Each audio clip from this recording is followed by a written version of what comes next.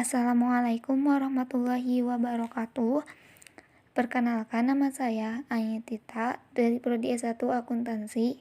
Saya akan memaparkan materi pendidikan agama Islam 5 dari pertemuan 1 hingga pertemuan ke-6 mengenai Ma'rifatul Quran atau mengenal Al-Quran.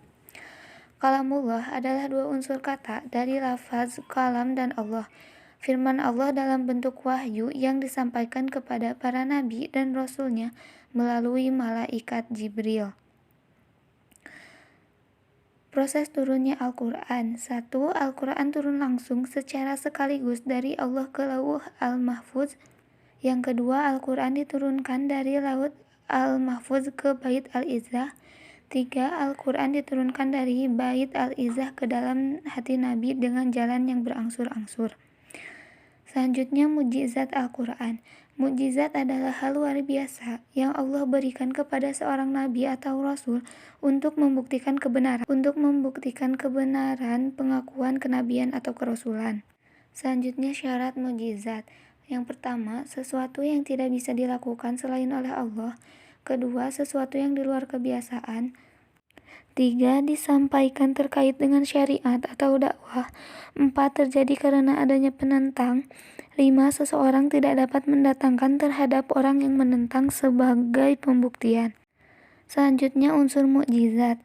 Yang pertama, hal atau peristiwa yang luar biasa. 2. Terjadi atau didapatkan oleh seseorang yang meragukan nabi. 3. Mengandung tantangan terhadap yang meragukan kenabian. 4. Tantangan tersebut tidak mampu atau gagal dilayani. Selanjutnya, macam-macam mukjizat. Terdapat dua macam mukjizat, yakni yang pertama mukjizat hissi, yaitu mukjizat yang bersifat material, indrawi, dan tidak kekal. Yang kedua, mukjizat maknawi, yaitu mukjizat yang bersifat immaterial, logis, hanya bisa dicapai oleh kekuatan akal dan kecerdasan. Alasan Al-Quran diturunkan berangsur-angsur. 1. Menguatkan. 2. Menenangkan hati Nabi ketika turun wahyu. 3. Memudahkan untuk dipahami atau dihafal. 4. Menentang dan melemahkan penentang Al-Quran. 5. Membuktikan dengan pasti bahwa Al-Quran turun dari Allah Subhanahu wa Ta'ala.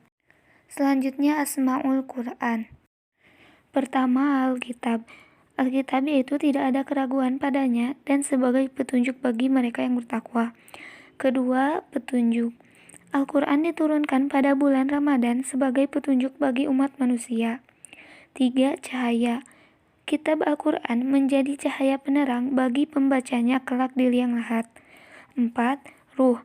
Al-Quran diwahyukan dari Allah kepada Nabi Muhammad atas perintah Allah sebagai ruh. 5. Obat. Al-Quran sebagai syifa atau obat bagi umat manusia biasanya sering digunakan saat ruqyah. 6. Kebenaran. Kebenaran ini adalah dari Tuhanmu, maka dari itu jangan termasuk orang yang ragu. 7. Penerangan. Al-Quran sebagai penerangan bagi umat manusia, baik di dunia maupun di akhirat. 8. Pelajaran. Sungguh Allah telah memudahkan Al-Quran sebagai peringatan, maka ambillah pelajaran di dalamnya. 9.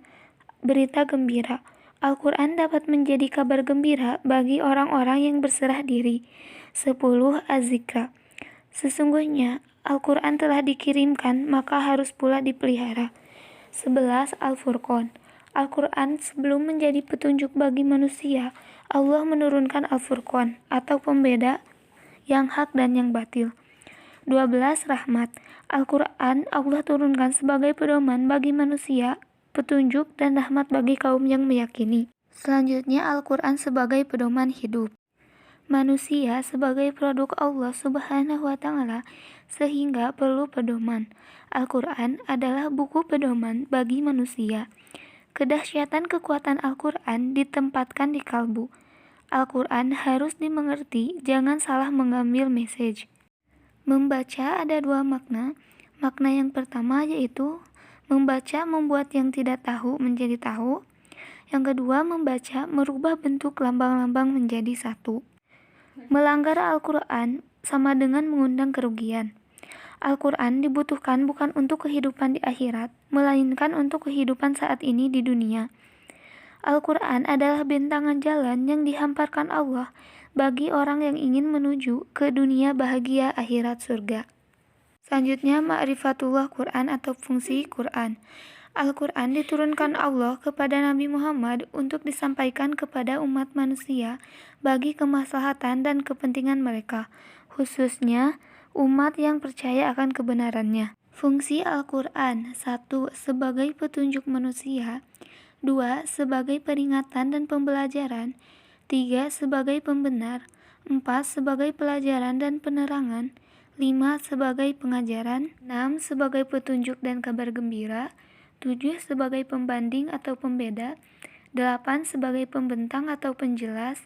9. Sebagai tali Allah. 10. Sebagai obat. 11. Sebagai peringatan. 12. Sebagai pengawas. 13. Sebagai mukjizat. Dan terakhir 14. Sebagai bukti kebenaran Nabi Muhammad SAW. Sekian yang dapat saya sampaikan, kurang lebihnya mohon maaf. Wabillahi taufiq wal hidayah. Wassalamualaikum warahmatullahi wabarakatuh.